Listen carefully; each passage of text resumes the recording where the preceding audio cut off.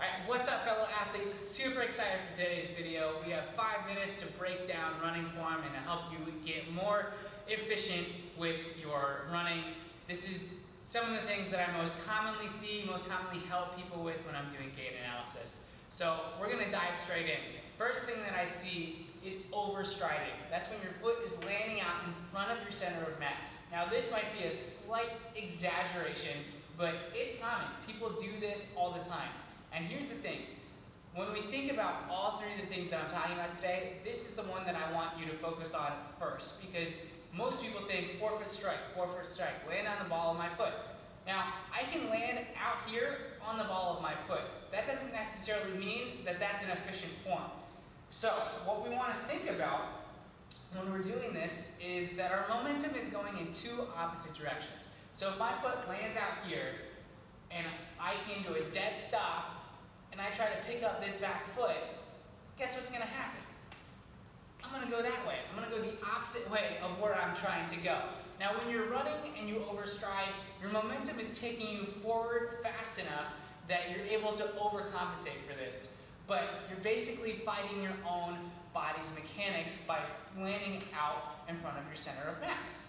Now this brings us to point number 2. When we land under our center of mass, we're not necessarily going one way or the other when it comes to foot strike.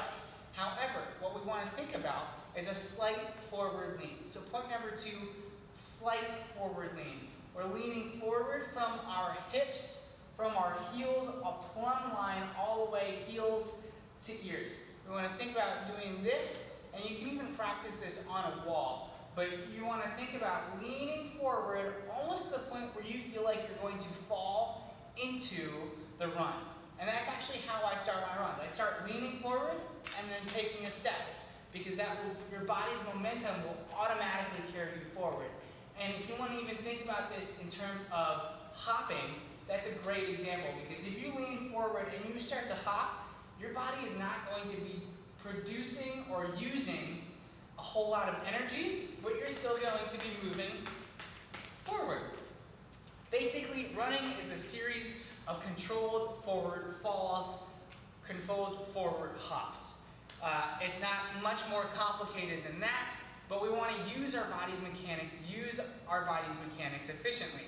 So, point number 3 is landing on the ball of your foot. Now I said that doesn't exactly matter, especially when it comes to landing way out in front of your body, but it still helps, because if you're going to stand up, and it helps to do a lot of these things, these examples, to help integrate them into your body to see, oh, that's what that feels like.